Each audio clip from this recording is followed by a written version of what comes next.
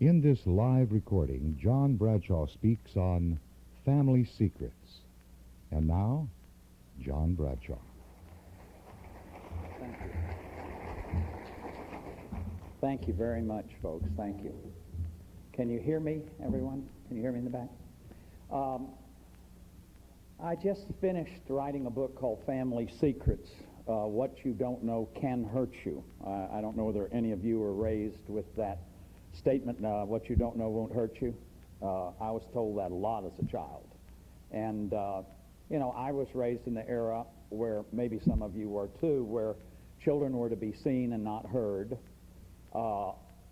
Families were set up very much in ways that it was not appropriate to express emotion. Anyway, I have, this is sort of where my thinking has evolved, that secrets are really the most important thing that I know of about families. And in writing this book, I got into the work of Dr. Mary Matosian at Maryland University, who has spent a number of years with her students and with known historical families, going all the way back to the Tudors, making family maps, 3 and 4 generational family maps. She didn't really come to any absolute conclusions, but she came to a lot of the same things that I've been teaching out of the work of Murray Bowen and others on family systems. Another man named Reuben Hill, a sociologist at Minnesota, studied 104 living 3-generational families for over 2 years. And these families agreed to 5 interviews where he would ask them the most personal kinds of questions. And his conclusions, he came to a number of conclusions. About a quarter of these families were very, very strong families and were highly functional, were achieving what they wanted in life. The most important thing that he found is that these families could think. That is, there was a lot of planning. They did what they wanted to do. They really had a plan. They had strategies. And that they were open. They had great communication. People could talk to each other. People could express their emotions. People could express their needs in these families. And he found that over the generations, that some families simply go into extinction. I had worried about this in terms of my own family. My grandfather, my paternal grandfather, who I never knew at all, not one day, not one moment, not one word ever passed between us, which is a source of great sadness. He died at 62. My father died at 63. I am 60. You start thinking about these parts of the system when you hit 60. And your dad died at 62 and your grandfather died at 63. Now, my dad was a recovering alcoholic. In fact, he was 30 days behind me in AA, which was a great gift in my life to be able to take my father to AA. I don't know what the story was with my grandfather. I never really got it. I know that my grandmother was an alcoholic, and I'll show you a little bit later on when I show you my own 3-generational family map, how interesting it is to see these maps and to see that these patterns repeat over generations. And the value of knowing that is that we can break these patterns. Because I would say 15 years ago, when I really began what I call stage 2 recovery, not just stopping drinking and using chemicals. I did that for about 12 years or so before I really began what I now call stage 2 work, or the uncovery work, which no matter how much you love the 12 steps, they just are not capable of taking you to some of these areas. That's not their purpose, to take you to some of these areas, these deeper areas where we're dealing with what I'll talk about at lunch tomorrow, addictiveness.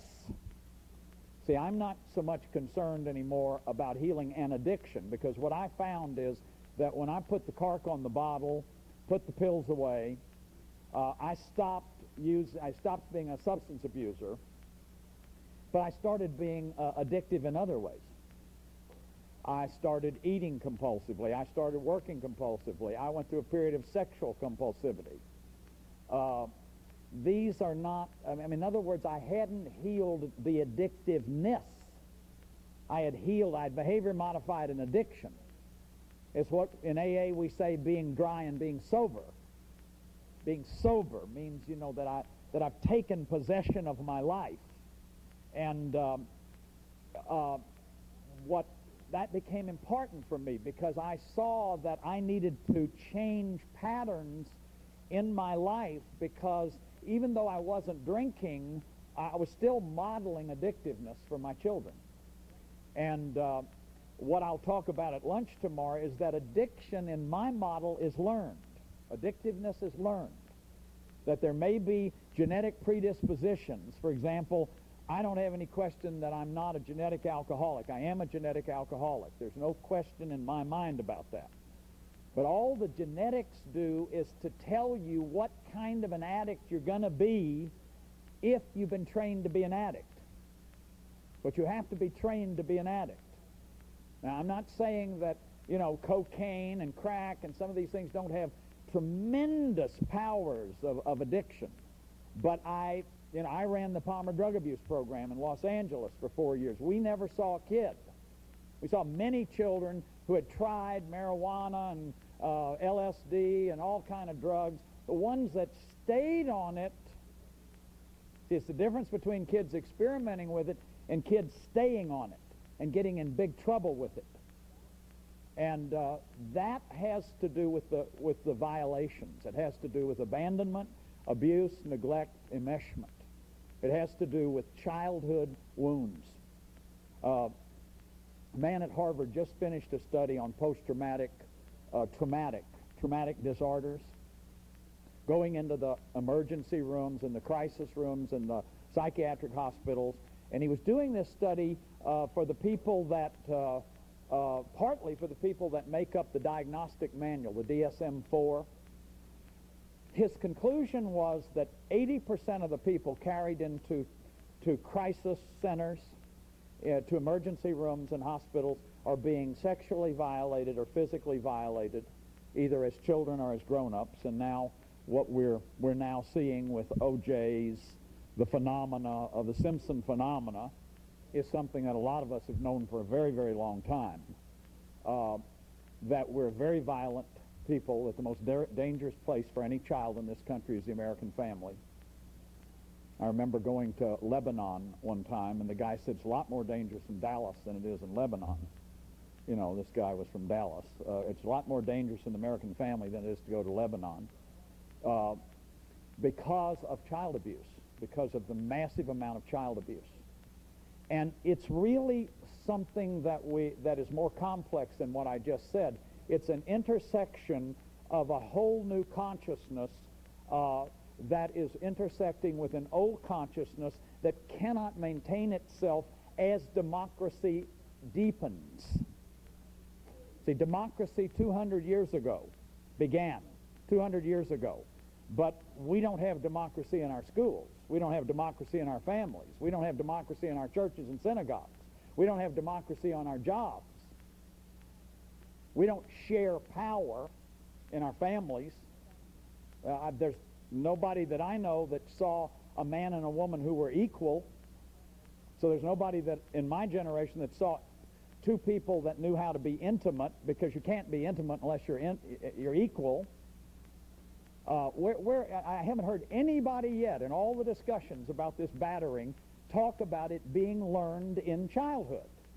How does it get learned? It gets learned because somebody teaches you that somebody has power over somebody else and at random can hit them anytime they want to. That's how people learn about power. And that little boys are beaten a lot more than little girls. The abuse to males is battering. As children, they then become the batterers. What happens to you in childhood, you reenact unless you've done something to stop it, to change it. When you're raised in patriarchy, as we have been, or matriarchy, the dominator model, which is a non-democratic model. See, we've got soldiers coming back from the war. We fought and died for democracy. 100 million people have died for democracy. And they come right back and become totalitarian dictators in their families. And don't see any discrepancy in that at all. Now it's very complicated. I mean, religion has played its part to promote patriarchy. But patriarchy, the system of patriarchy in my model ended at Nuremberg. It ended with the bomb at Hiroshima. That was the end of patriarchy. Now, it isn't the end of patriarchy. Look at Iran and Iraq if you want to see patriarchy. And look at what happens to women in those countries and children and the abuse of women and children. Anytime you have one person believing that they have all the power, you cannot possibly have a democratic system. So as this incredible thing happened since the trials at Nuremberg, where those judges said you can't cop out on the basis of obedience to authority, won't work anymore. See, remember, obedience is the star and the crown of glory of patriarchy and religious patriarchy. Obedience is virtuous, just the very act of doing it. You know, we have Luther writing his letter to the princes, and you've got the Roman Catholic Church, and you've got this massive tradition that all authority is from God. That all stopped with Hitler, with Dietrich Bonhoeffer writing the letters from prison, that great Lutheran theologian. Every major theologian of every denomination wrote a treatise on obedience after the Second World War. And so what happened after the Second World War? We had the civil rights movement with civil disobedience. Civil disobedience was the method that was used. And then women's rights movement. And then the gay and lesbian rights movement. And then the children's movement, the flower children, the adult children. The adult children is a movement about child advocacy. Maria Montessori in 1920 wrote, "There is no greater social problem than the abuse of children." There is no greater social problem than the abuse of children. I want to smack that in my critics' face, who say that recovery people are focused on their own stuff and are ego-centered and we're not helping society. We are helping society when we become child advocates. And we start fighting against child abuse and abandonment and neglect and physical, sexual, emotional abuse and enmeshment. We are fighting to stop addiction because that's where it's learned. It's learned in family systems. It's learned in patriarchal systems that say you can't have a will of your own. You conform your will to the will of authority. I was taught as a child to obey any adult simply because they were an adult. I tell people, if you want to set your kid up for a molester, teach them that. Because we've interviewed molesters who tell us they look for the most obedient child. Obedience without content, instead of teaching children critical reasoning, critical reflection, challenging, stimulating their minds, letting them think, letting them have ideas of their own. See, how many of you went to your dinner table and heard, "Where did you get an idea like that?" You've been hanging out with those Baptists again, haven't you? That's what they always told me. Or you've been hanging out with those Catholics. You've been hanging out with those Presbyterians. You've been hanging out with those Mormons. You've been hanging out with those Jews. We don't think like that in this family. Well, see, what if you were a family that was trying to create deep democracy? And you wanted people to be able to understand lots of different points of view. And you wanted to be able to critically reason. Then you wouldn't be teaching stuff like that. So patriarchy says you deny your will, you give up your mind, and you give up all emotions except fear. I loved it that my high school students were afraid of me. I had strategies that I did the first 2 weeks to terrify these kids. Irrational behavior on the teacher's part, which would make these kids go, God, what if I really did something? That guy's crazy. I did it also with my children. And then I'd go preach the gospel in Conroe. And after terrorizing my children with my rage. Because I didn't know how to deal with anger. Anger was one of the 7 deadly sins.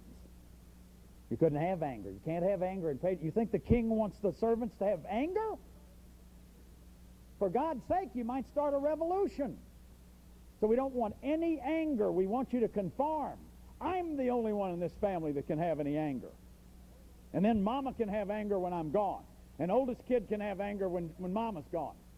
And the last kid needs to torture the gerbils because they got nobody else to lay it on. So what are we teaching? We're teaching power. And that's why the only thing that's worked in this country is power. Black power and all the power moves. Because we don't teach sharing power. Sharing power. The healing of this planet is going to come from sharing power. The healing of this country is going to come from sharing power. We need to learn to practice what we preach. And these movements, now the men's movement, the democratization of communism, all these great movements in the last 50 years are telling us that an era has ended. A whole consciousness has ended. The 19th century existentialist philosophers were predicting this. That there will be centuries of nihilism, that Russia will be atheistic, that there will be terrible wars. Kafka was writing The Penal Colony, describing German concentration camps in 1860. They saw what was going to happen when people were out of touch with their feelings. Remember, we have 160 million addicts in this country. What is that about? It's about mood altering. How does that get set up when you can't have your feelings? Once you're numbed out, and I believe that in most families that's happened by about age 5. Once you're numbed out, you're set up for addiction. Now the only way you can feel is with your addiction. So that is the training for addiction. Now the addiction may not be marijuana, it may not be cocaine, may not be alcohol. It could be sex, a lot of sexual addiction. In fact, I think the whole culture is sexually addicted. There's no modesty in this culture. We don't have good shame. Addiction is about bad shame, not good shame. If you had good shame, you wouldn't be an addict. What's good shame? This is what Matosian found. This is what Reuben Hill found. That the best, healthiest families, the families that were the strongest, had good shame. What does that mean? They had modesty. See, one of the problems in English, I didn't know this when I wrote the book, Healing the Shame That Binds You, is that we only have one word for shame in English. German has Scham and Schande. French has honte and pudor. Latin has pudor and verecundia. Greek has eidos. Aristotle, in one of his writings, Aristotle says, lovers, this should be this text should be read in every SAA meeting. Lovers gaze at each other's faces, not at the other parts. Aristotle in the Eroticus. But the word that he said, lovers gaze at each other's faces, and they have eidos, which is translated as shame. See, in that sense, the Greek word means awe. Awe, that the lovers have awe when they look at each other's face. But they're not objectifying each other. They're not making each other into genital parts. And what we now know in looking at sexual addiction and now understanding how rampant sexual addiction is that sexual addiction is about not having modesty. The whole instinct of sex is developed out of modesty. Havelock Ellis wrote a long treatise on this. So did Charles Darwin. Darwin wrote a long treatise on blushing and the importance of blushing in the development of the sexual instinct. and said we'd all be sitting in our rooms in autoerotic heaven if we didn't have shame. Any sex addict knows what I'm talking about there. That idea of withdrawing into self-sex. You can't do that when you have a natural sense of shame.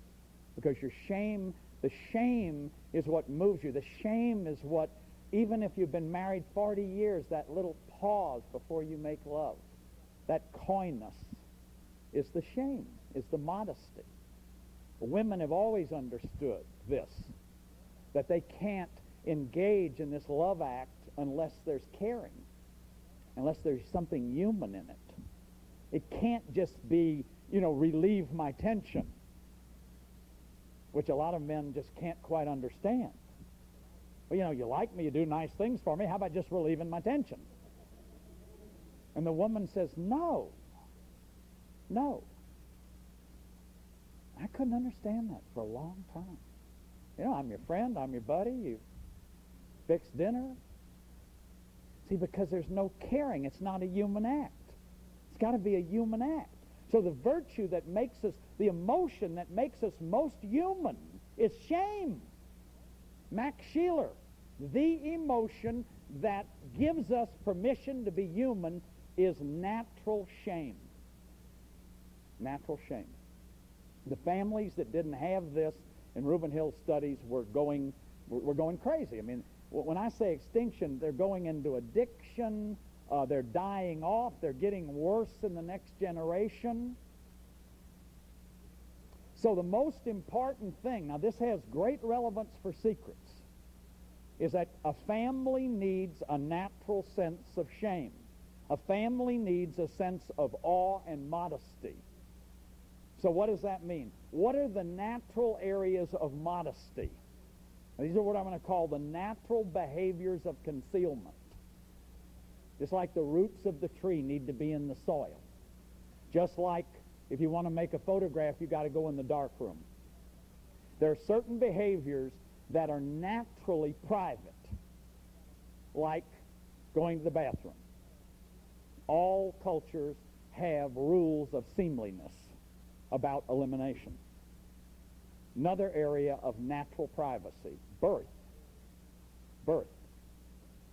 The ancients said birth and death. We don't know where we come from and where we're going, really. Those are great mysteries. Those are areas of privacy. Privacy. So the behavior that defends privacy and inviolable privacy is natural shame. If you don't have natural shame, you don't have a signal go up that your privacy, somebody's coming in the bathroom. I'm a child and my parents coming in the bathroom. I cannot tell you how many people can identify with this kind of violation. That the child has no privacy. The child cannot lock the bathroom door. Children will tell you, they'll blush when your nudity is too much for them. And there is a kind of sexual abuse that's about overstimulation. I know, I have it. Being overstimulated as a child. That it's too much, and the child can't handle it. And certain, parents may be liberated and think they've, we're liberated and we've broken out of our sexual shell, and so we're going to impose that on our children. Well, they'll tell you with their blush, and this is very individualized, how much of this a child can handle. Very individualized. And the child will tell you with their blush. Blushing, someone said, is the beginning of spirituality. What? Blushing is the beginning of spirituality. Why? Because when I blush, I acknowledge my finitude. If you don't have natural shame, the ability to blush and be embarrassed, you don't have the most fundamental boundary. So what is natural shame? It's a boundary. It's a limit. It says, enough. Too much. I'm stimulated. So birth and death are areas of natural concealment. I will never get over the nurse running me out of my dying father's room. I'll never get over that. It's the only regret I have. I had no unfinished business with him. But they pulled that tracheotomy cord, and they rushed us out of the room. And so in his last human act, the act of dying, which we need dignity for, I want dignity in the last act of my life, which is my death. You see, that's an affront. That's affront to the medical profession. We want to make that into anonymity. We don't want to look at that. And I think of my mother-in-law's death. She died 2 days alone. She was alone. I want everybody around my bed. I want as many people as you can get in the room that I love. That I love. I certainly don't want the press in there, though.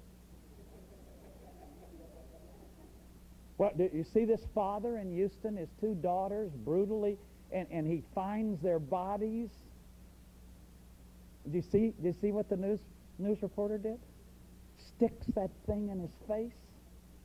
Sticks that microphone in his face. Wants a comment. You see the violation of modesty? That's obscene. That's what obscenity is.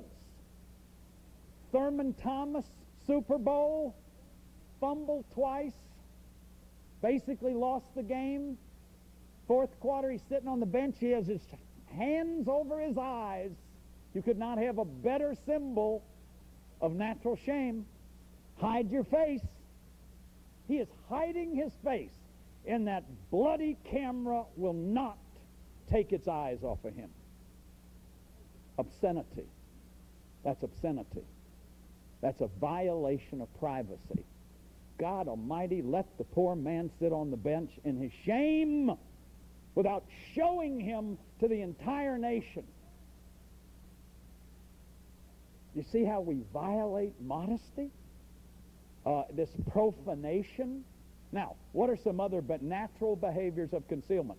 Now, what's the point of this? What am I driving at? When you can't have these natural behaviors of concealment, you're going to go to secrets. Natural behaviors of concealment. Now, what's the point of this? What am I driving at? When you can't have these natural behaviors of concealment, you're going to go to secrets. There's a lot of secrets around birth, adoption, elopement, paternity issues. There's a lot of secrets around death, suicide, desecration of the body, people not being able to die alone. Here's another natural behavior of concealment, eating. There are some cultures where eating is more sacred, the rules of eating, than going to the bathroom. Have you ever been eating and had a bunch of people watching you while you're eating? You're the only one eating? And they're all sitting there watching? Ugh, get your eyes off of me. Do you see how shame is about a face? It's about a face and about eyes looking at you. See, the primal scene of our life is looking up into a face. That's why in recovery, you got to have faces. See, I didn't want faces. I wanted to be hypnotized. No, I'm not going on those 12-step, man. There's a bunch of drunks in there. You know, I'm not sitting in this group. I'm not sitting in this group and telling these people my personal stuff. And what we know, in my treatment center, we don't let people even have a private therapist. We do 3 to 5 hours of group therapy a day, because the more faces, the better. The more faces you tell those toxic shame secrets to, the better. Because what? I went to AA meeting, John Bradshaw, professor at Rice, valedictorian of his class, superhero in the family. I went to that AA meeting, I told them some of my worst stuff. They came up and gave me their phone numbers. My God. I just told these people my worst stuff. They're all giving me their phone numbers. See, I came out of hiding. You can't get healed if you don't come out of hiding. Now, what the families that are moving to extinction are families in hiding. They're families that are closed. There's no communication. There's no way to heal the pain of one generation, so it's multi-generational. It just keeps getting passed on. They're families that violate modesty. See, rigid, authoritarian, patriarchal families are like 1984. Big Brother is watching you. Don't you remember as a kid? Somebody's eyes were always on you. And when you went to bed, they said, now we're leaving you now, but God is watching you, and God knows all your inmost thoughts. So Robert Browning writes, give me a nook, a cranny, an obscure place. Listen to this. I want to even be forgotten by God. I knew what that meant instantly when I read that. There's nothing profane about that. He's writing about the idea. This is the God that Nietzsche said was dead. This shameless God who won't even give you any privacy. You see, where does this God come from? From theological theism, from patriarchy. This is the patriarchal God who's watching you and chalking stuff up. The only time I like that God is when I think of my 9.5 years of celibacy.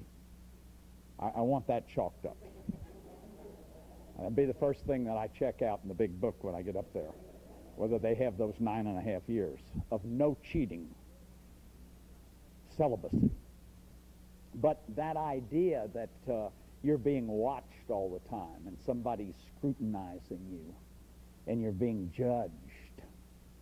See, it's hard to develop mercy. Like I've got a workshop now I'm doing called, building on the spiritual gifts of your childhood wounds. Like most of us know how to do out-of-body travel if you've ever dissociated. Most of us know precognition. We knew. A lot of battered kids knew their father was going to beat somebody 2 hours before he hit anybody. It's called hypernesia. Not amnesia, but hypernesia, where you become acutely aware of every detail of a scene from the past. And anybody in a flashback, like an incest flashback, will be hypernesic. And that's why it's so painful, because you feel every feeling, you feel every moment of it, every detail of it, which is the hardest part of treating incest survivors, that we have to get them into the detail so that they can connect with the feelings and grieve it. And often people who watch a therapist work with an incest survivor think the therapist is being kind of cruel to keep pushing, gently pushing for the details, because you cannot fail with detail. If I tell you that my daddy did funny things to me, this is a Renee Fredrickson story. Little girl's telling her, my daddy does funny things to me. Well, that doesn't evoke much emotion. And then one day she says, the way that I knew I wasn't crazy, I kept the pubic hairs that I found in my teeth in my top drawer. See, I could feel the zing in the room. See what happened when I added the details? Because the details are taking you closer to the sensory-based experience. And for the person to heal it, it's like purging. For a person to heal it, they've got to feel it. You cannot heal what you cannot feel. And so we have to be able to feel it. You need a strong marriage, and you need marriage with good boundaries, where mom and dad are not crossing generations and making their kids their best friends. See how that messes up the sibling system? You're your mother's best friend? Hey, Mom, get a life. Get a friend. It's not appropriate for a 40-year-old woman to have this little child as her best friend. This kid needs peer group best friends. In fact, if I ever look at a child, developmentally, I want to see where their friends are. That'd be the most important thing I'd ever look for, to see how healthy this child is. Where's the peer group? Where are they with the peer group? If a parent takes that child out of their own loneliness and pain, out of their own emptiness, out of their dysfunctional marriage, and makes that child their best friend, or the little father, or the little mother, or daddy's baby doll, or daddy's princess, or sets up secrets with them. Don't tell your father you're getting an abortion now. We're going to get you this abortion, but don't ever tell your father. These cause tremendous problems in the openness and the health and the vitality of this family. So the secrets do not, good secrets create good boundaries between the generations, foster privacy, foster open communication, flexible triangles. See, the triangle is the basic unit of all relationships. All relationships get to a point of heat where you go to a third person. So the classic triangle in a family is mother-in-law. But another kind of triangle is affair. An affair is a triangle. And a lot of times affairs are about intimacy dysfunction in this marriage, and there is copious evidence that we often know, the partner often knows about the affair at an unconscious level, and actually in some kind of covert way agrees to it. Now that people just go, oh no, I mean, not always, but sometimes. You can't hide an affair. By the way, you can't hide secrets. That's why they get acted out. That's why people get crazy with them. There are no secrets, really. Everybody knows the secrets. After we take a break, I'm going to talk about that. How's it possible not to know what you know? That everybody knows the secrets in the family. So the woman marries a guy who has 5 affairs in the first 2 years, and she comes into therapy, and the therapist says, "Do you think your dad ever had an affair?" "Oh, no, my dad was a minister. My dad was one of the kindest men you've ever met. He had a rent house, and he used to put betrodden women in it and visit them 3 and 4 times a week. He even put prostitutes in there, and he would bring them presents. That's the kind of man he was." And the therapist is going, "Do you think you could bring your father in with you to the next session?" The father comes to the next session. We ask the father, "Have you ever had an affair?" The wife starts crying. This guy's been kicked out of two parishes by his bishop. He's a very out-of-control sex addict. You know, we've discovered an immense amount of sexual addiction in the clergy. And there's some reasons for that. There's some very good reasons for that. Not just in the Catholic clergy. I worked with the whole Lutheran clergy in Oregon recently. The number one question they want to talk about is acting out sexually with parishioners. The number one, go to the monastery in Berkeley, the number one question is acting out sexually. So there's a lot of sexuality and spirituality are closely related. Some of you have heard me tell the story of the woman who comes to Palmer Church to me for counseling, literally stops traffic. She is so scantily dressed. And I mean very well-developed woman. Comes in my office, crosses her mini-skirted legs, and says to me, "Do you believe in the second coming?"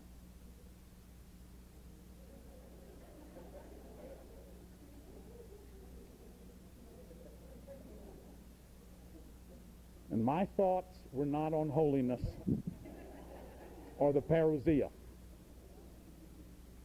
This woman wound up in the penitentiary. She was a sugar baby of a guy that was convicted of some criminal behavior.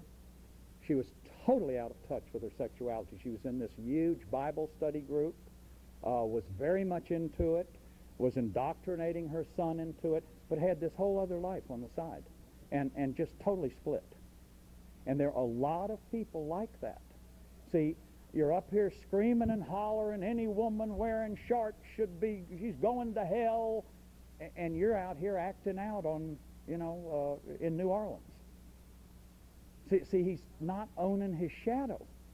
He's not owning his shadow. Or here's another preacher up here talking about he doesn't care anything about money, and the money sends him to jail. It's called not owning your shadow. What do we say in therapy? You don't own your shadow, it bites you in the ass. The shadow will get you. That is your dark side. See, I can identify, if O.J. Simpson did those murders. I can't identify with murders, but I can. I can identify with violence I felt from being rejected by a woman. And that shame-based insecurity in me. And every guy I know that I've talked to has told me they can identify with that. Now, I no way am condoning that. But I'm saying that I want to be, if we don't see that O.J. could have a dark side, I mean a shadow side, that there's a Mother Teresa in me and there's a murderer in me, that nothing human is foreign to me.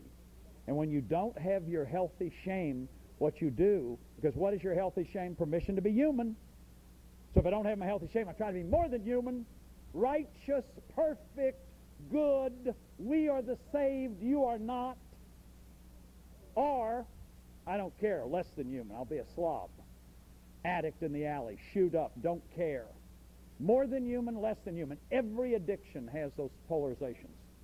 You quit drinking, you quit using, you get righteous over here. You go back to it, it's worse. We say it'll mess up your drinking. You're on the diet, you're dieting, you're running, you're righteous. Then you fall off the diet, and what? In 5 years you will have put on 15 pounds. See, all addictions have this polarization in them because they don't have healthy shame in them. And the recovery is always about telling your secrets and being vulnerable and letting people see me in my vulnerability, because that's where the healing comes. Families that have modesty have vulnerability. Sherry Height did a study, 7,219 men, not one of them said they had a close relationship with their father. We put a man on the moon, we don't know how to say I love you to our sons. Hold them in our arms. Be vulnerable with them. That's what I got out of therapy. Being able to cry in front of other men. Being able to say I'm scared. Having a man say I love you. I was 20 years in AA with my best friend until we started our men's group. And one day, he, who is called by the insurance companies in this state the baby-faced assassin, he is so brilliant at what he does, and I never thought he could have had a scared moment. Talks about how afraid he is going into the courtroom. In that moment, I am closer to him than I have ever been in 20 years, because he's been willing to be vulnerable. And when we're not, when we're in dark secrets, when we're in hiding, all of this distrust, unhealthy loyalty, every addicted family has an unhealthy loyalty. Everybody knows the secret, but nobody's telling the secret. So, this is a contrast between generative and degenerative secrets. I've given you a list of some of the kinds of secrets. There's no privacy in families that have a lot of dark secrets, so you got to have secrets to protect yourself. And then finally, and we'll take a break after this, the location of the secrets. See, the secret can be individual. I find out I've got AIDS. It can be shared. I tell my wife I've got AIDS, or I tell my friend I've got AIDS. It can be whole family shared. I share it with the whole family, either internally or Magic Johnson externally. You tell the whole world you've got it. That's what we found out in healing addicted families, that if we could get the whole family that was the addict support system to start talking about it and confront it and not enable it, then the addict would have no support system and would have to do something about the problem. So this is what we call the location of the secrets. And after we take a break, I'll be talking about the process if you've come out of families, or as you look at your own life and look at your own dark secrets. And you can do this in secret. You can look at your own dark secrets. Then I want to do a couple of things with you. I want to look at a family map, how to draw a family map, which is a way to help you decipher the secrets. What's called by clinicians the genogram, the family map. How once you look at your own dark secrets in the light of the whole family map, then we can freeze frame the family map to see what was happening the day you were born in that family, which shows how you may have been predisposed to be the secret bearer, to be the one who was projected on. who would be the one who would get the projective identification of mom and dad's secrets. You know what that is, the projective identification? I am very ashamed of my dependency, so I project that on my child, and every time my child's dependent, I reward them. And so my child becomes totally dependent, and I don't have to look at my dependency. In fact, I might fuss at the child for being dependent, but yet I have literally projected my dependency on the child and rewarded them for being dependent. That's a bad secret. And if you're carrying the projective identification of your parents' own shame, which a lot of us are, see, because they're not owning their shame. I'm your parent, I know everything. I don't have any vulnerability. My way or the highway. Parent doesn't show that vulnerability, then the child cannot possibly not take it on and carry it. Let's take a break. A couple of things I'd like to do in this part is talk about deciphering family secrets. How do we find out about family secrets? And when I say that, there's this thing that we already know the secrets. The idea of that is that people act the secrets out. This gal in the family where the mother is covering up the father's sexual affairs actually finds a man that is more out of control than her father and acts out what is going on in her family, so that her marriage becomes a metaphor of the secret that she lived with for all those years. So the belief among clinicians is that the child knows the secret, but doesn't know it at a conscious level. That is, can't verbalize it. But what this couple is saying to all the world, here's what's been going on in my family. Now, there is copious clinical evidence to support that. Couples, wife swapping, I was dealing with a case of this recently where their children have been acting this out. They've acted it out 5 or 6 times, where the parents have this big swapping thing going on, thinking they're keeping it completely secret.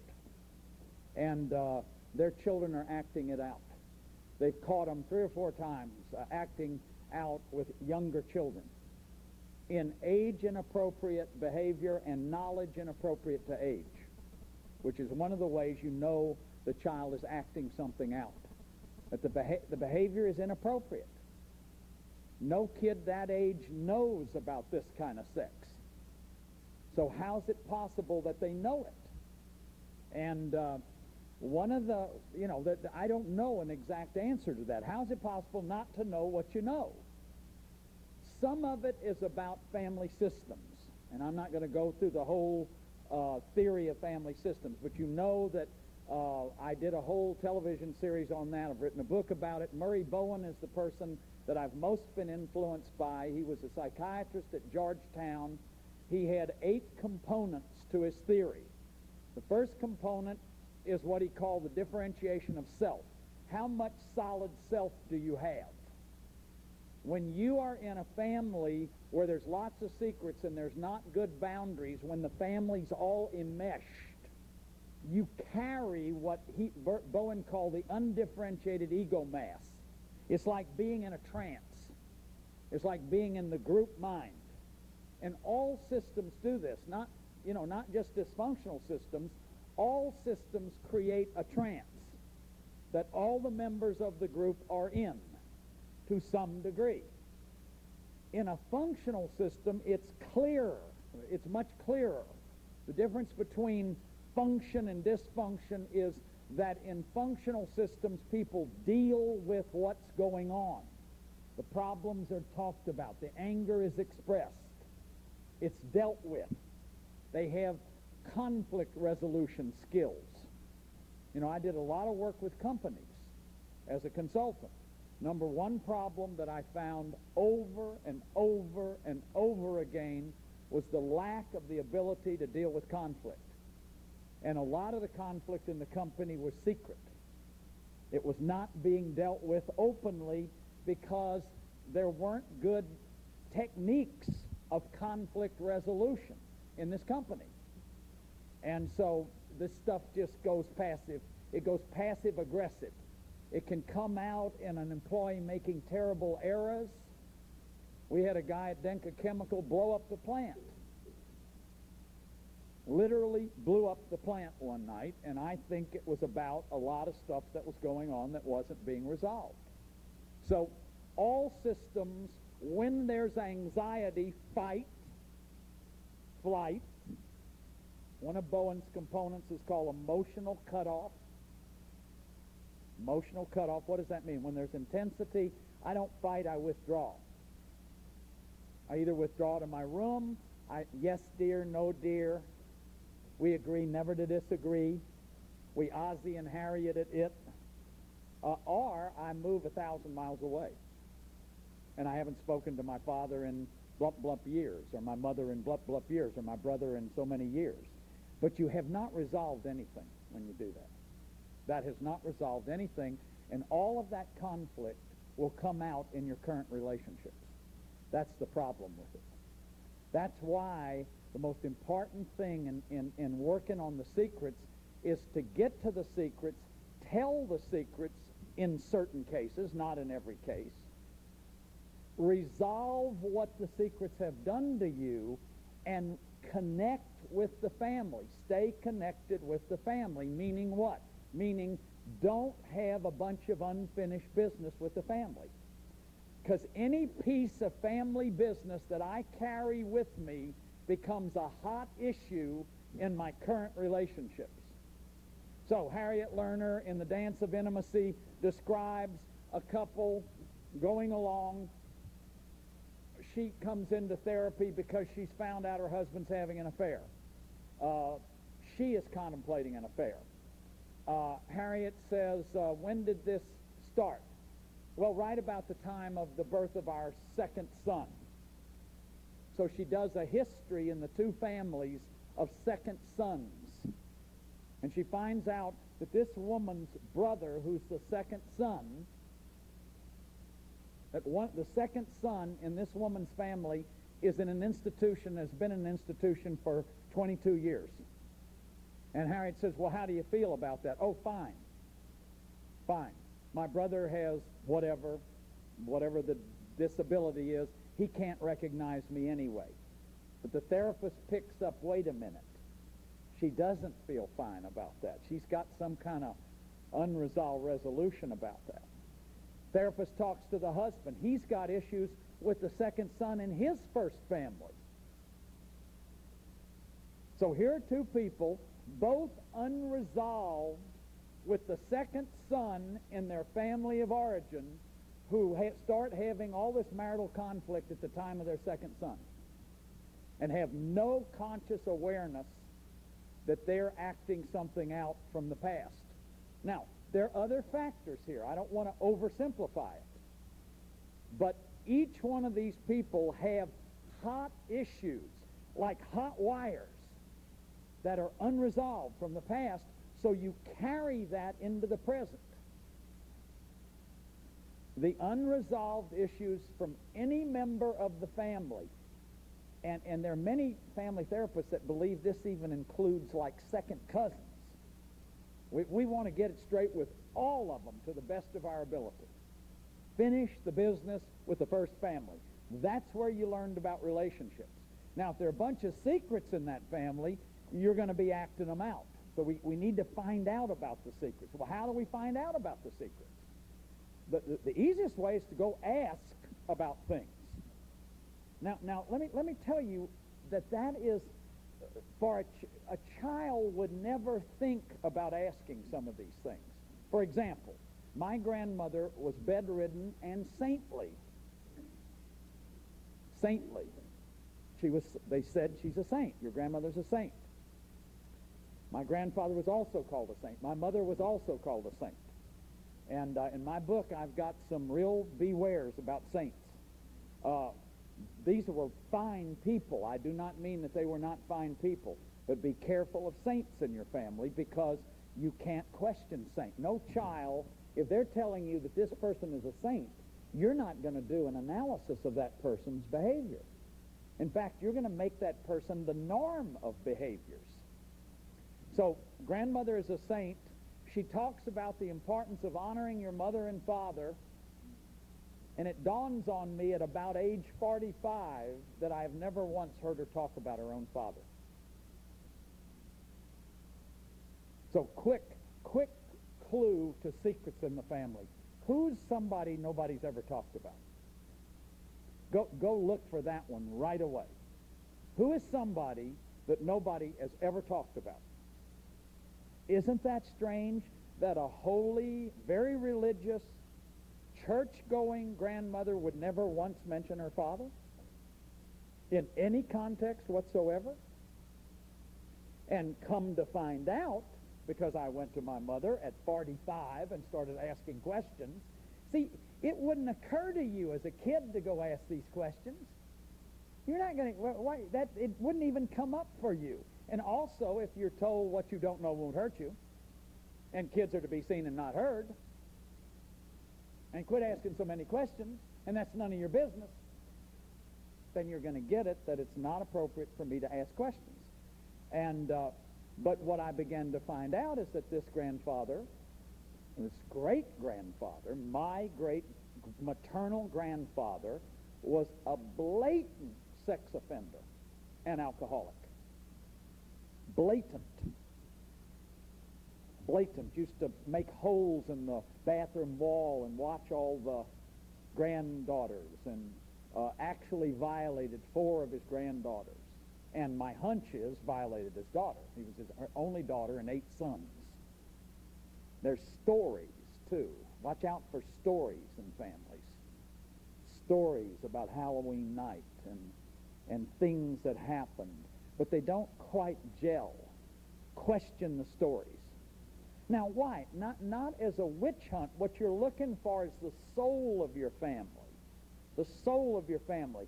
Not just the, kind of the stories that have been garnished so that they're smooth like pebbles to distract you from the shameful parts of the family. I want to know all the family. I want to know the family's underworld, its underground. I want to know the family's shadow, because that family has impacted my life, and I will act all that out if I don't know it. So, deciphering the family secrets. I'm giving you some quick clues. The black sheep are often people, you take a look at them. They may have been the healthiest one in the whole system. They got out of there. Uncle Harry left and he never came back. Well, he saw how sick it was there. I'm getting the hell out of here, But everybody said, why, he's the he left the family. See, because remember, the more dysfunctional a family gets, the harder it is for anybody to leave it. Murray Bowen's 8 things, differentiation of self. How much solid self do you have? What does that mean? Do you have your own values? Could you go home on Christmas and not go to church with your mother and say, I do not believe that anymore? I am now a Baptist and I used to be a Catholic? And say, I admire you for your faith. Stay connected. Stay connected. I admire you for your faith. You certainly model faith to me, but I no longer believe that. And so it would not be comfortable for me to go to Mass with you, or go to church with you, or to go to the temple with you, or whatever.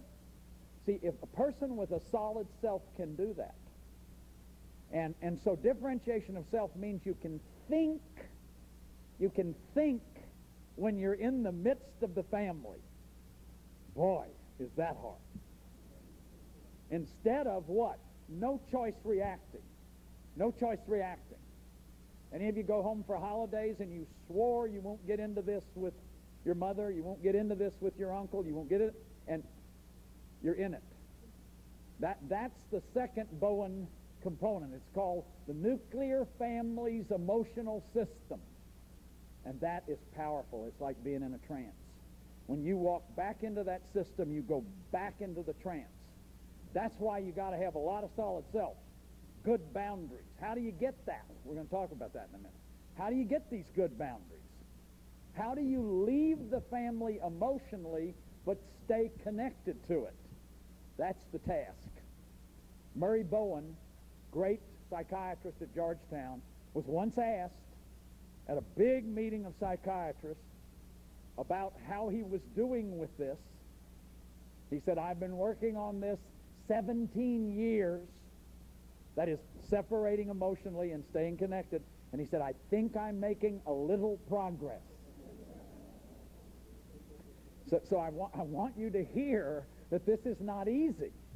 This is not easy. And see, there's nothing that has had the profound influence on us like our family. Nothing. Nothing will ever compare to the impact that this family has had on our lives. So it's so important for us to try to separate, but to also stay connected to it. And to the best of our abilities, understand what happened. Now, one of the biggest secrets in patriarchal families is that you cannot know what happened to you. You cannot know what happened to you in childhood. Now listen to me. If I take away your will, your thoughts, your anger, most of your sadness, and just leave you with leave you not with a solid self, because you haven't separated. See, the only way I have a solid self is if I separate. What's a solid self? I know what I value. I have values. I've chosen my values from alternatives. I've considered the consequences. I prize and cherish them. I act on them, and I act on them repeatedly. That's a value. You have 7 things when you have a value. You've chosen it. You've known the alternatives. You understand the consequences. You act on it. You act on it repeatedly. You prize and cherish it, and you'll publicly proclaim it if necessary. That's a value. That's scary. That's scary when you ascribe. This is John Dewey. John Dewey's whole philosophy of values, these 7 processes. See, a lot of us carry parent tapes, but we don't have values. Most important thing for me in recovery was to begin to develop values. Because as an addict, I had no values. I had no boundaries. See, remember, addiction doesn't have any boundaries. I can't say no. I can't stop. Addiction is characterized by not having good boundaries. So it's so important, if I have a solid self, that I know what I stand for. I have priorities. You start telling gay and lesbian jokes, I say, Father, I'm sorry, I don't like that. If you're going to continue to do that, I'm going to leave. I don't like you telling jokes about people of color. If you continue to do that, I'm going to leave. You're shaming me, Mother, and I will not let anyone shame me now. If you continue to do that, I'm going to leave. Now, you leave, and 2 days later, you send her a note and tell her you love her. Stay connected. Dad, as long as you're drinking, I won't talk to you on the phone. You know, we've been doing this for 18 years about your drinking, and don't call me if you're drunk in a bar. I will call the police. And you do it. One night you do it. You call the police to pick him up.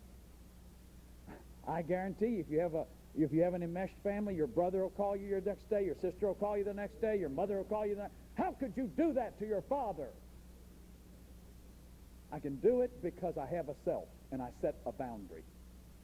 And I'm not going to go another 18 years in this crazy, hopeless thing that this family does about mother's eating, about daddy's drinking, about daddy's gambling, about daddy's working. I'm not going to be a part of it. But I love you. I love you. When you're not drinking, I'll call you and tell you I love you. You know your dad isn't drinking. It's 10 in the morning. You call, I love you, Dad. Stay connected. You separate and you stay connected. See, I'm not going to get sucked into the emotional secrets of the family. I have a self. I express my feelings. If I disagree with you, I tell you I disagree with you, but I can do it in a way that values you, I don't scream and holler and rage, because that's not solid self. And I don't cut you off and never speak to you again. That is not solid self. What that is saying is that you don't know how to deal with the intensity. And I guarantee you these cut-off relationships, father and son are cut off, appear in the next generation or the next. It will appear in the next generation because it's not resolved. And I can show you when we look at 3 and 4 generations how the cut-offs will reappear and how all of these issues will reappear. So until we finish these source relationships, the slogan goes, we're never in another relationship. So let's say I come to a point in my life where I suspect my life isn't quite let's say right when I stop drinking, I start looking at my symptoms. My symptoms are addictiveness. I have highs and lows. I have a lot of depression. So what I want to do is I want to look at that. First of all, if I'm an addict, I want to behavior modify the addiction. So I talk about these stages. First of all, let's say I've found out about some secrets. There are, in my model, there are degrees of toxicity to secrets. There is a first-degree kind of secret, any secret which damages another person's natural rights, freedom, and dignity, such as incest, rape, being battered. All right, what is coming out right now? You let him get away with the battering, it's going to get worse the next time. Let him get away the next time, it's going to get worse the next time. And it may even lead to death.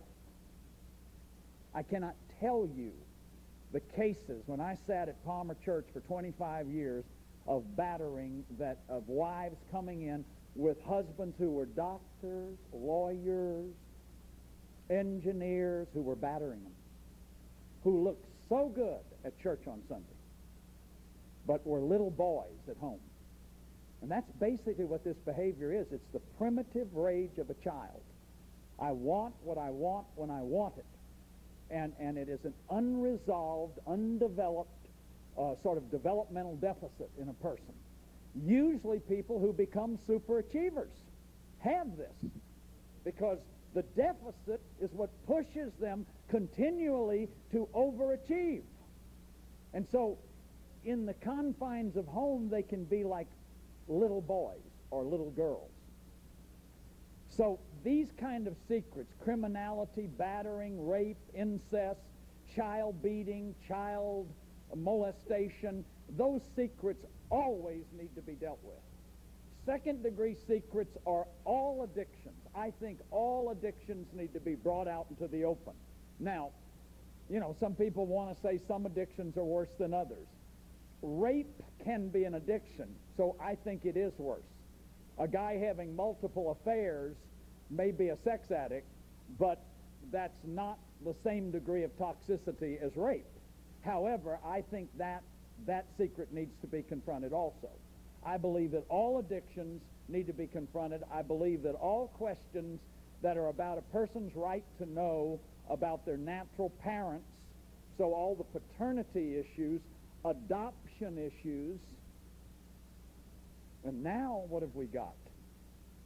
We've got test tube babies. So who do you tell little Farquhar he is, his father is, where there could have been 2 fathers and 3 mothers? That starts getting to be really complicated. And there's a lot of moral issues that are coming up with that kind of paternity issue. But we're going to have to deal with it because it's one of the secrets that we're going to have to look at in the decades to come. I think that every human being has a right to know about their own identity. Now, third-degree secrets have to do with family dynamics. Dad had a one-time affair. The children are all under 5 years old. Mom has caught him, confronted him. He has repented. They're doing some therapy about. Do you tell the children? Absolutely not, in my model. Why would you bring children into something they can't even understand at this point? And I had a very irresponsible therapist tell me, who was on this polarized, you're sick as your secrets, that I needed to go home and tell all the sexual secrets to my family at a time when one of my children was simply not able to handle that material. So that's another question you have to ask. What is age appropriate? There may be secrets that the child needs to know about, but there's an age appropriateness to that. And it would take me too far afield to go through that with every secret. You don't just dump secrets either. Secrets need to be sort of taken slowly and done with great care and respect for that other person. Do you tell about an affair you had, or about a sexual relationship you had before you got married? Why? Why would you tell that? I mean, why would, I want to be rigorously honest. I want to get you up to date on my entire sex life from the time I was 14 on. Because you see, or an affair that ended quickly and no one ever knew anything about it. Why would I want to bring that up 15 years later or 10 years later? Would that really be for you, or would it be for me? So that I could feel better about me, about the guilt that I'm carrying with that? Would that really be something? Now, there are therapists. Frank Pittman has a book where he believes that any kind of infidelity like that at any time needs to be disclosed. I do not agree with that. I think there's a context. I think that there's probably 7 or 8 reasons for affairs, some of which, none of which I would promote, but some of which are about the dynamics of the marriage, some of which are about the dynamics of a person's own undeveloped sexuality, some of which are about the pressures in the family, and they need to be looked at in context. There's also questions of ethnicity in third-degree secrets. For example, there are neighborhoods where a woman bearing a child out of wedlock would not raise an eyebrow. Whereas in another preppy neighborhood, let's say, that might be really frowned on. So the socio-cultural, I'm not talking about the moral questions now, the socio-cultural conditions. For example, we no longer think of a child as illegitimate.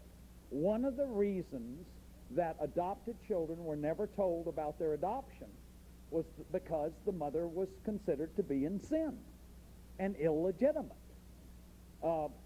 I start the chapter in my book on dark secrets with Jane Fonda, who confessed to being secretly bulimic, and her bulimia, which is vomiting, binging and vomiting, started when she read in the Hollywood Reporter magazine that her mother had committed suicide, and her father had never told her.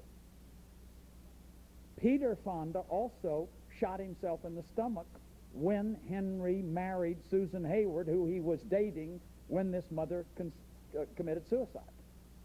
The Fonda family is a very interesting family. Henry's first wife killed herself, second wife killed herself, his 2 best friends killed themselves, Peter's girlfriend killed herself, and his best friend killed himself. Suicide 100 years ago was denied burial in the Catholic Church. And in the Jewish religion, you were buried outside the walls because it was considered to be the unpardonable sin.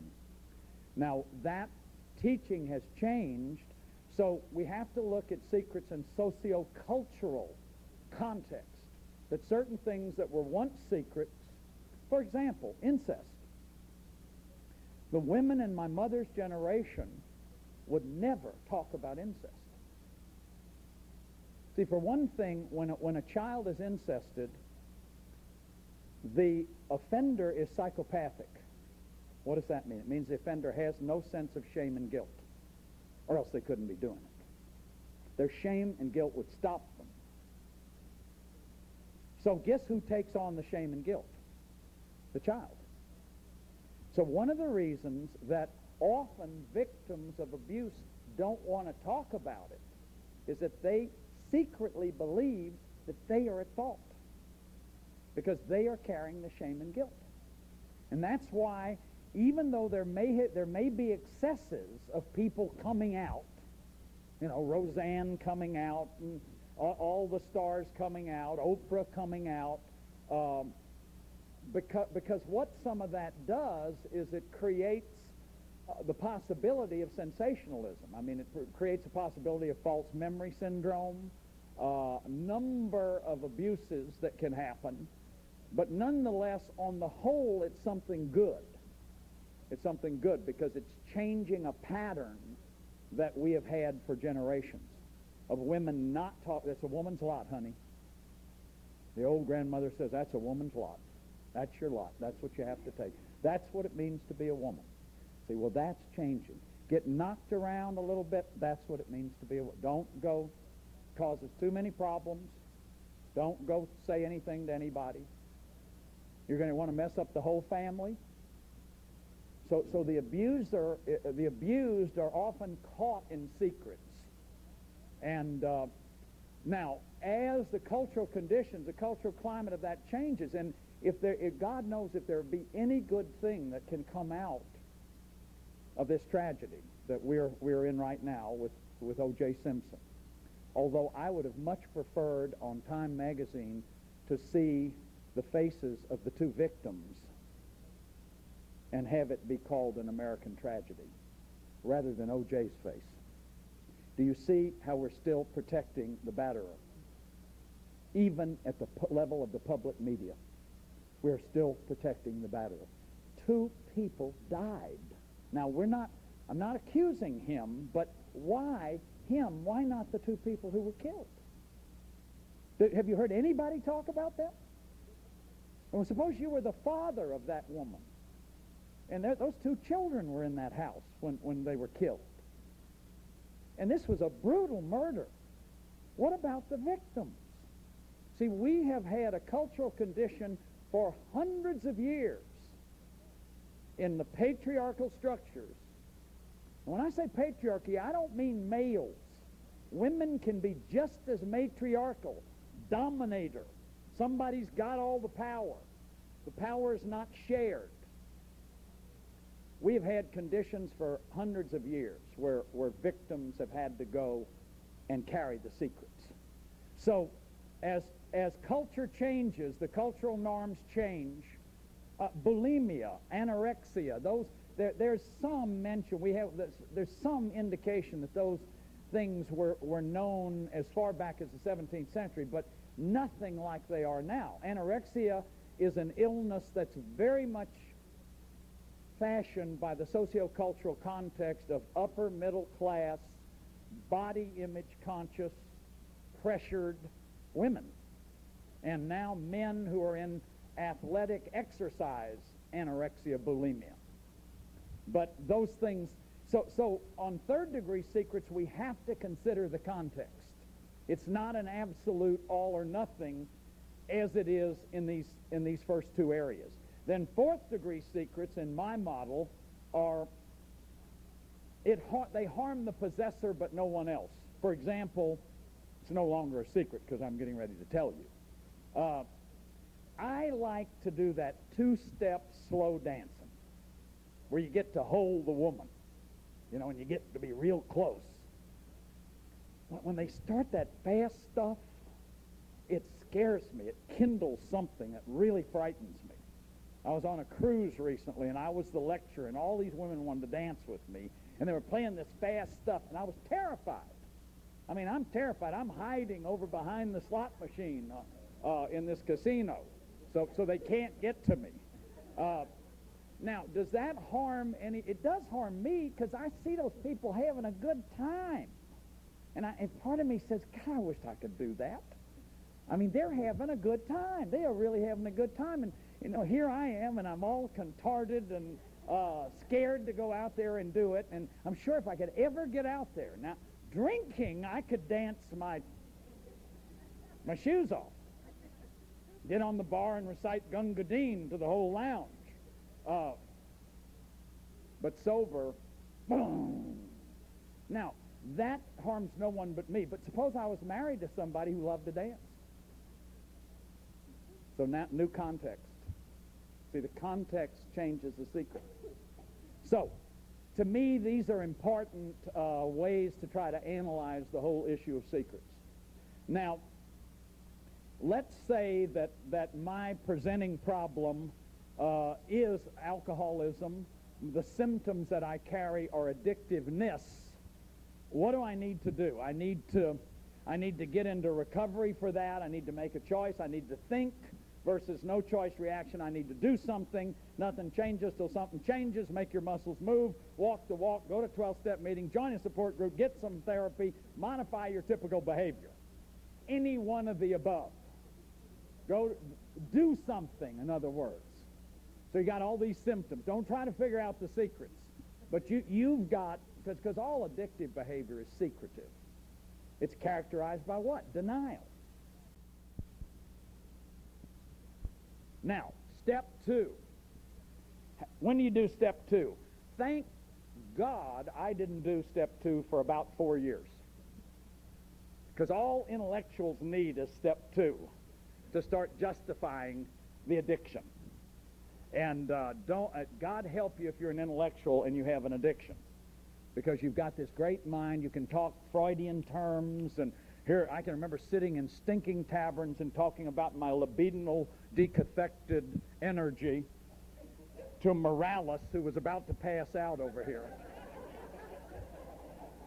Oh, George, I think you're an alcoholic, you know. But I had all this Freudian terminology. I was a professor, and it's worse when you're smart.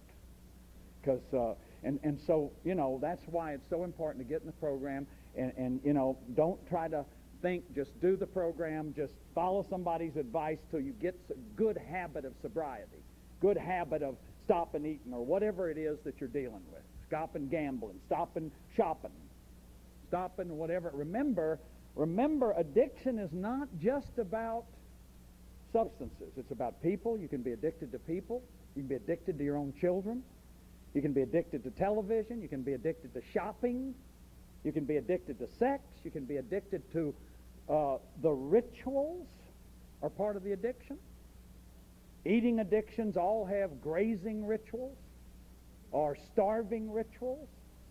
And all of that is mood altering. I know sex addicts that have cruised for 3 and 4 days at a time, or just go to one shopping mall after another, and it's all mood altering because it's exciting. And it's all mood altering, and you don't have to feel the feelings.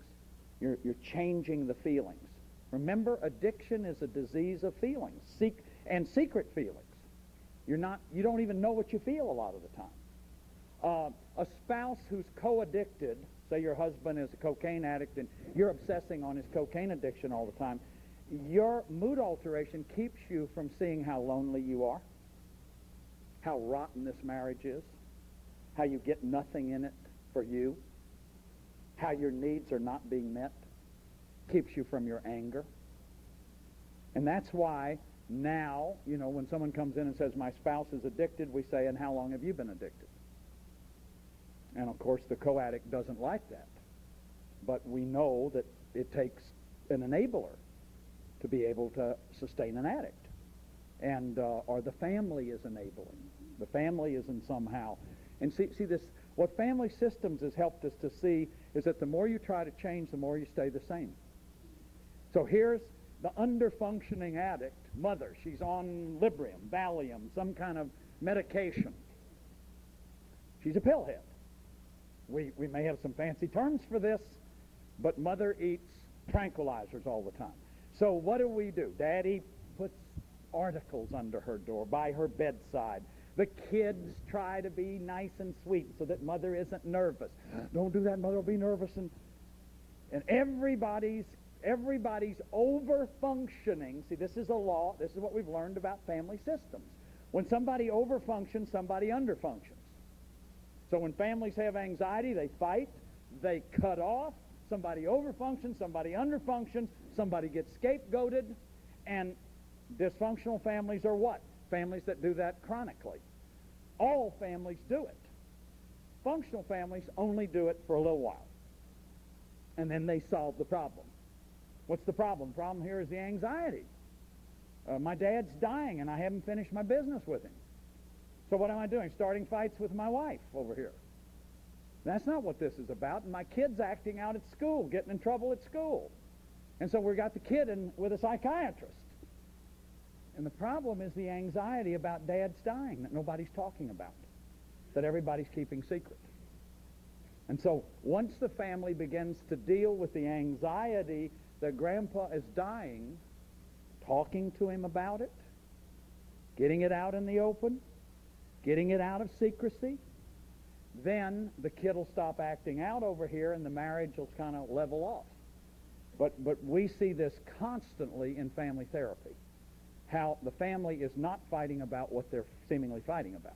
Now, and also that the more the family overfunctions to take care of mother's underfunctioning tranquilizer addiction, the more the family overfunctions, the more mother continues to underfunction. So the more of overfunctioning, the more underfunctioning. So what? The solution becomes the problem. The solution becomes the problem. The more you try to change, the more it stays the same. That's why each person's got to get out and take responsibility for themselves. If a couple comes to me for counseling, I don't do it anymore. What I want them to do is to get into their own cognitive awareness about family systems. What are the 8 things? Differentiation of self, 1. Differentiation of self. Nuclear family's emotional system, 2. Parents' projection process. What is that? Mother's got a wounded little girl in here that never got her needs met, or mother's got dependency needs that she's ashamed of, so she projects those on her child, keeps the child dependent. Then mother doesn't have to own the dependency in herself. And literally, this child identifies herself as dependent on mother and can't separate from her mother. That's called the parent projection process. One child in the family is often chosen. Almost all child abuse is about immaturity. Not about bad people. It's about people who never got their own developmental needs met. So, in the Bowen system of, what do I need to know about families? How is it possible to know and not know? Because I'm part of this group mind, because I'm caught up in this emotional system, because I'm being projected on in projective identification. Boy, it's going to take a lot. You think a kid can figure that out? You think a kid who doesn't have a will, a mind, or any emotions can know what's happening to them? So, I was set up to take care of my mother's pain and emptiness and loneliness because my dad was an alcoholic and he left. I was the star in the family. I had a paper route and I had magazine routes and I gave my mother money at 10 years old. And they said, "Isn't he wonderful?" And I'm glad I did all that, and I'm glad I learned how to save money and work. So it's not all bad, but I was deprived of a childhood. And so I went to be a Catholic priest. I married Holy Mother Church and became celibate for God. I reenacted my relationship with my mother by going to the monastery. Now, I'm not saying any other priests do that. That's what I did. Got out of the monastery. First 4 women I dated were all untreated incest victims who were hypochondriacal, and I dated 4 of them in the same year. Now, how do I know how to do that? Go in a room and find a woman who's untreated and somatizing her feelings into sickness. That's called hypochondriasis. And my family's full of it. I mean, there's been sickness. My family gets vitalized over sickness. Death is a big turn-on in my family. People get all excited. They come alive. And so for years, every ache, every pain, I'm rushing to a doctor's office because I know it's the big one. I know I'm going down the pike. Hypochondriasis. And I inevitably found women who had that. And at first, I'd kind of check it out. Anything wrong with you? You're feeling pretty good? Yeah. Oh, yeah, feeling fine. 2 weeks, she's into something. And then one day, I find out she's an untreated incest victim. See, because you can't be bonded this way, because I never separated from my mother. So I just keep acting it out. I don't have a self. Now, I'm a smart guy. I can talk about the teleological suspension of the ethical and the transcendental unity of appreciation and Immanuel Kant and the critique of pure reason. But I can't figure this one out. I'm married at 35. I was already a therapist. I married a brilliant therapist. And we both now walk around saying and witnessing to the whole world we didn't understand any of this. And no therapist at that time really understood this. This stuff's 40 years old. And people think they've understood it when they hear it, but you haven't understood it when you hear it. You've got to go deeper. You've got to get into it, because your life, it really, what you don't know can hurt you. And if you want your own life, your own solid self, where I'm really living my life, I'm doing what Gerard Manley Hopkins, the poet, said, what I do is me, for that I came. To be me. To be me, to have my values, to choose my own life. I'm doing that now. For 5 years I've been doing that, choosing my own life. It's never too late. I'm not saying that resentful. I mean, I wished I could have done it at 25. Maybe nobody can do it at 25. I don't know. Maybe this is the human condition. But I know it's wonderful to be choosing my own life and to be going for what I want in my own life, and not to be being moved by opinion and impression management and all that kind of stuff. Now, what's helped me a lot is to draw a family map to see my problems and symptoms in the context of the whole family. There's 3 things that I suggest people doing, and I'm going to do this fast, and I know you can't get all of this, but if you can just get the idea. You take your symptoms. So when you draw a family map, let me finish. Wait a minute. Let me finish Bowen. I can't finish Bowen somehow tonight. Differentiation of self, nuclear family's emotional system, parent projection process, multi-generational family transmission. This stuff goes on for generations. It'll even skip a generation sometimes, come out in the 3rd generation. We'll see alcoholic parents not drink, but they haven't healed addictiveness. Their kids don't drink, but the grandkids do, because there's still addictiveness in the system. Suicide that isn't dealt with stays in the system. In my book, I quote one of the Hayward girls. Her mother was Henry Fonda's first wife. And what she talks about is how the non-talking and the non-resolution of that suicide has kept suicide alive in the family. I'm thinking of a woman that I worked with about 25 years ago whose brother died. No one ever talked about it. And I just heard 6 months ago that her son had killed himself at exactly the same age. I mean, that's eerie. But once you begin to understand that this is powerful stuff that is really now beyond theory. This is based on some pretty good clinical evidence. So, the first thing I want to do is I want to look at all my symptoms in the light of the whole family. So here's John Bradshaw, now 60 years old. I'm the focus person. I'm a recovered alcoholic with addictiveness. Although really down the line, I'm getting close. If I can get my stomach down a bit, I believe I'll have it made.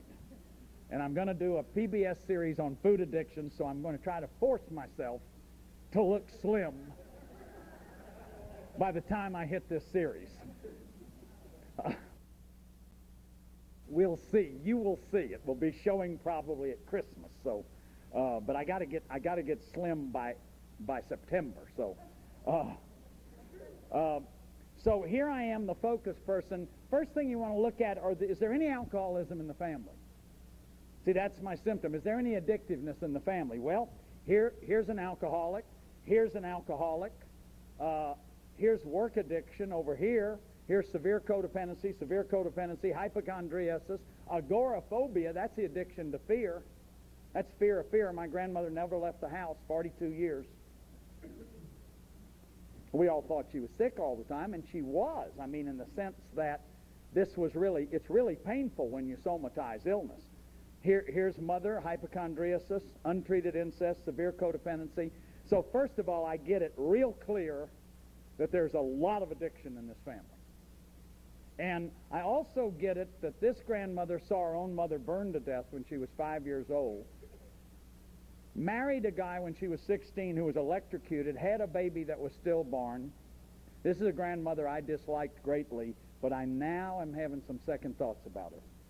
Because what I see now is the pain this woman must have been carrying, and the delayed and unresolved grief.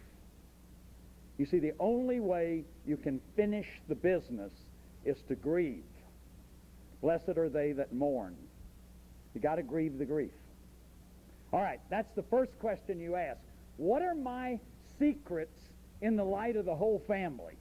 Second question that I want to ask is, I want to freeze frame this family at the moment of my birth. This is what you can do with the family map. So what was happening June 29th, birthday next week, y'all can send me a card. What was happening June 29th, 1933, when little Johnny Bradshaw was born? Moment of Johnny Bradshaw's birth. This is really interesting to look at. Go back and freeze frame these three generations at the moment of your birth. Now, these people are 51 and 49. They're in a pretty enmeshed marriage. This grandmother is active alcoholic. My dad's 20, already alcoholic. And then you see this line that is surrounding my immediate nuclear family and my grandparents' family. That means they were all living together. So when they got married at 18 and 19, and had my sister at 18 and a half and 19, so you know what happened there, and then had me at 19 and 20, this is already a dysfunctional marriage. And he's getting terrific pressure from my grandfather to go out and get a job. By the way, the Great Depression has just begun, so he can't get a job. But he's being called a lazy, no-good bum. His alcoholism is escalating. Their separating is escalating. I am born into this system. So what you want to see at the moment of your birth is, what are the predisposing conditions that would make you be a symptom bearer in times of anxiety? That is, what might happen to this family under heavy anxiety, and because I'm born at a time where there's great instability, that means there probably is a predisposition that also birth order. I'm second child. And in family systems, birth order is as significant as sex. First child comes in and takes on father's issues, and first child takes on the secrets of the father usually. Second child will take on the secrets of the mother. Third child will take on the secrets of the marriage. Fourth child will take on the secrets of the family, the whole family. First kid has a lot of responsibility, and first kid will often be in opposition to father, trying to make father better. Try to make father, like my son is really my first child. But I had two stepchildren, so he's my former wife's third child. So he takes on the issues of keeping the marriage together as a third child, but the issues of calling his father to his father's responsibility as a first child. And I have those issues going on, where it's like I'm being called to be more honest, more real. Then, in a sense, that's what's happening in that relationship. It could also be that a first child would take on following out the laws and the principles of the father. Now, there's a lot of variations to that, so I don't. But second kids also pick up the implicit in the family. First kids are explicit. Like, first kids will take more notes than anybody. First kids will be writing notes like mad in a lecture. And second kids will be getting what's going on in the room. Unconscious. What's the unconscious group in this room doing? And second kids often don't know what's quite happening to them.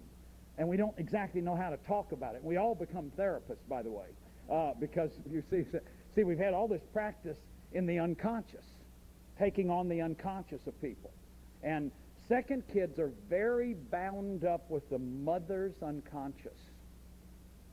So I am a dead ringer here to take on my mother's pain, my mother's emptiness, my mother's unconscious sexual issues. There's a lot of sexual issues in this family that aren't being talked about or looked at because it's all very proper.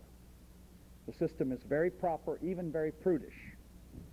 Third question to ask, so I mean, there's a lot of predisposing factors that say that in times of duress, like when my mother and father divorced when I was 13, that's when my drinking accelerated the worst. Some of my own addictiveness accelerated the worst in my marriage at when my son was age 7. That was exactly the age my father started abandoning me. Now, I figured all this out in hindsight.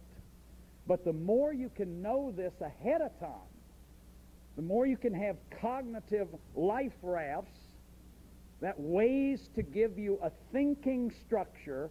See, my book really focuses on helping people think about your family, because that's what you don't do when you're in it. You don't think about it. You just are in it emotionally, and this sort of no-choice reaction. So I want to step out of it and be able to think about it, not to judge it or condemn it, but to know what happened to me. Because the only way to stop it is to pass it back. What does that mean? It means I need to do the grief work. The only way I can stop it is to change my own patterns. Stop being alcoholic. Work on stopping the addictiveness. And it doesn't matter how old you are, it's still worth doing, because you are entering that into the system. Now, the third thing to look at, the third question we ask is the sibling system profile. What does that mean? It means that I want to look at people in the second birth order position in other generations. Now, I've only shown I've shown 3 generations here. My map really comes alive when you add a 4th generation, because I know a lot about the 4th generation. For example, the second child up here, my grandfather's brother, became a priest. And there's 3 or 4 Catholic nuns and priests in this family. So I get it that there's a pattern there that I didn't know about. Okay?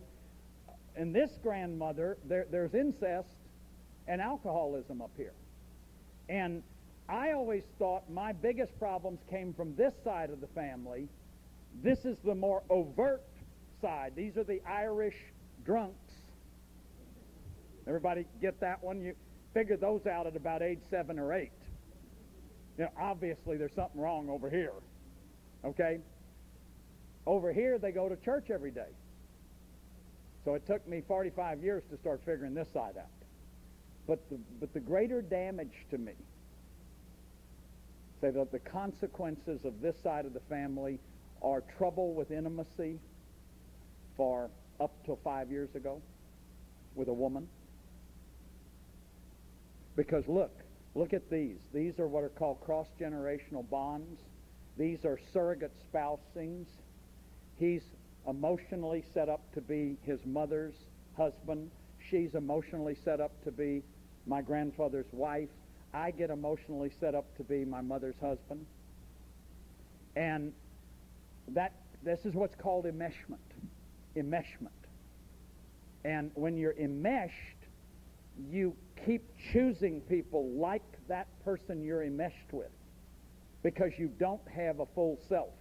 Those of you who have read my book, Creating Love, I call this confusion.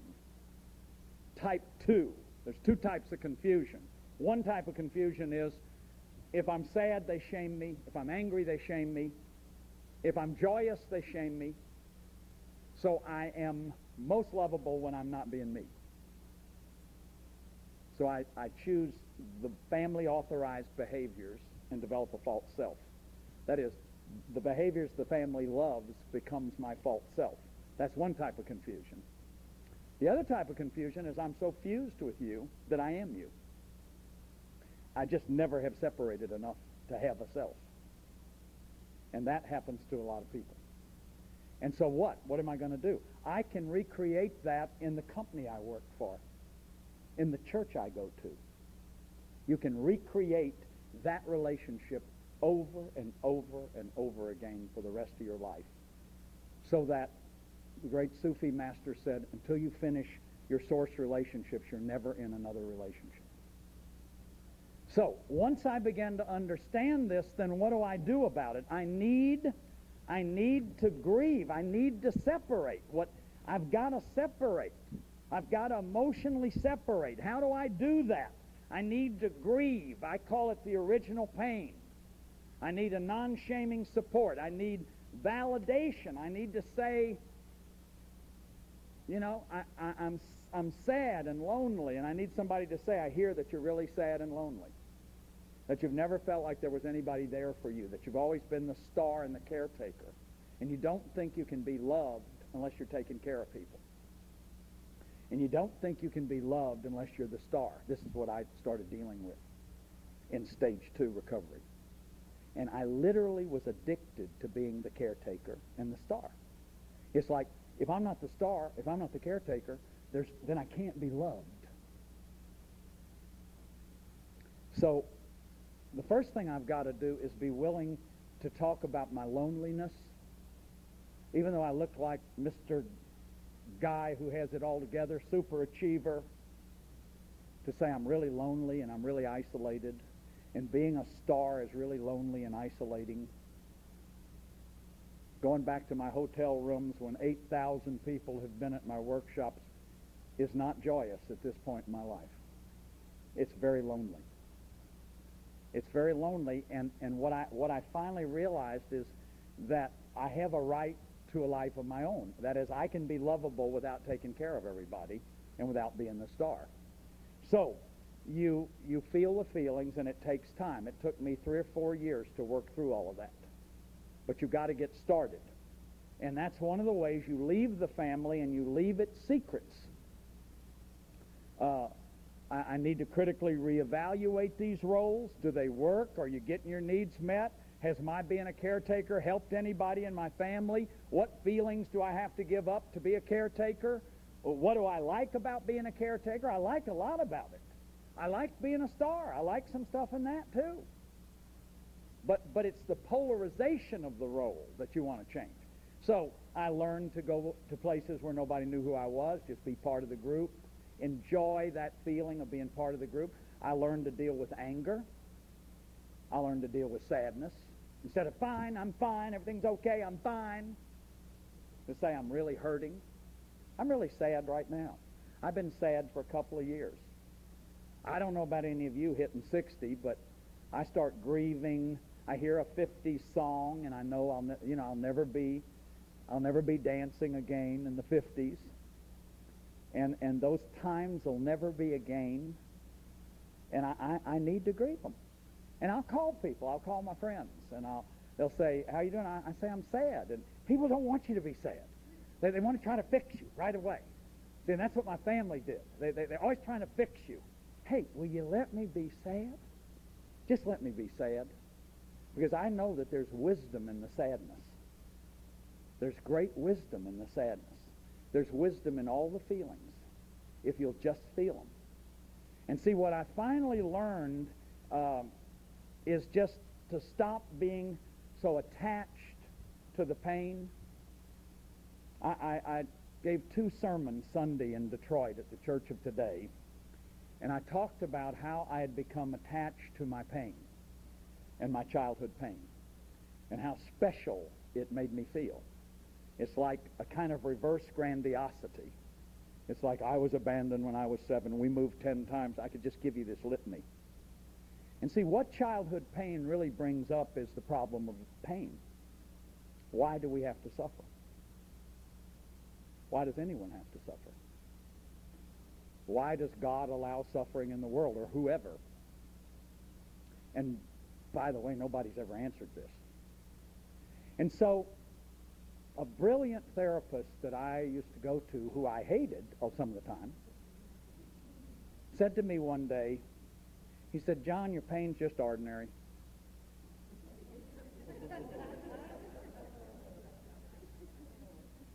And I tried to handle that.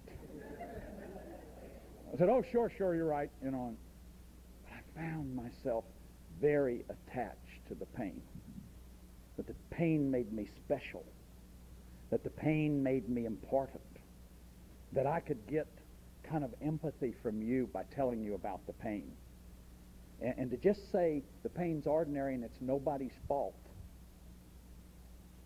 Did you ever read the book of Job? All the comforters come and try to explain why he's in the dung heap and give him all these theological reasons. In the end of the book, Job learns to love God for no reason. It's profound. He loves God for no reason. Maybe because God is God. And in a sense, we all have to come to this point where it's nobody's fault and nobody's to blame, and I'm not being singled out, it's just ordinary. And then guess what? You can cry your eyes out. And so that's what my therapist said. He said, just say I hurt. Say I hurt badly. I loved my dad. I wanted him to love me. And let yourself mourn. See, all the reasons keep you from feeling it. All the specialness keeps you from feeling what I call the original pain. So if you can give it up, it happened to me for no reason, there's nobody to blame, just grieve. And see, then we can join together as a community of people who are human, who none of us understand the problem of pain, or why it is, or why it came to us, or why I had the family I had, and maybe you didn't. But I can join in the suffering of every child that's ever been hurt, and every human being, and I can enter into a kind of human solidarity through that feeling of that pain. And then, as I come out of that and finish it, then I can really begin the business of building the solid self and making peace with that family. Now, if Dad is still an incest offender, I'm in no way suggesting that you go back over there, or if your parents are still shaming you, whatever, you need a support group and you need to develop boundaries. But the important thing is that that family is the most significant entity of your whole life, and you want to come to peace with it. I want to know its secrets. I want to know its dark side. I want to know its soul. But I also, and then when I really know that and I really grieve that, then I can start owning the spiritual gifts. Look, I have sold 5 million books writing about my dysfunctional family. I've been all over the country. I was in Australia for 5 weeks talking about 27 languages the inner child's in now. I'm bragging now. But my life, the gifts that have come out of the wounds. Now, don't talk about the gifts till you've done the grieving. Grieve first, then talk about the gifts. Because what will happen is the gifts will keep you from grieving. And you need to grieve. You need to finish your unfinished business. Because guess what? All that pain that I had about my mom using me went to every woman I was ever with. My former wife used to say, no matter what I do, you're going to be angry. And that was true. Even though I protested that. I had bitter protestations of the injustice of that. It was true. And I dumped anger on every woman I've ever been with because I didn't finish that source relationship. And I can't tell you it's fully finished now. I don't know whether you ever fully finish it. I think it's a long way down the line. And I'm capable now of being present and being intimate in a way I've never been before. It's never too late. It's too late to have a happy childhood, but it's never too late to learn and to build these strengths of solid self.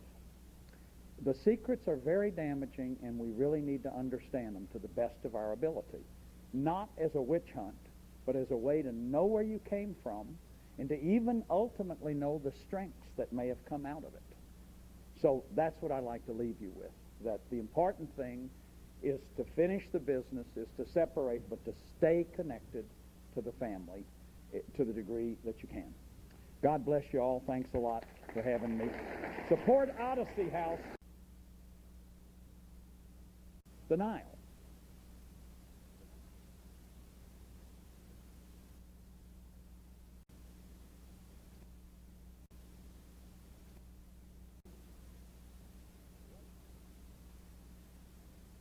This concludes tape 1 of Family Secrets.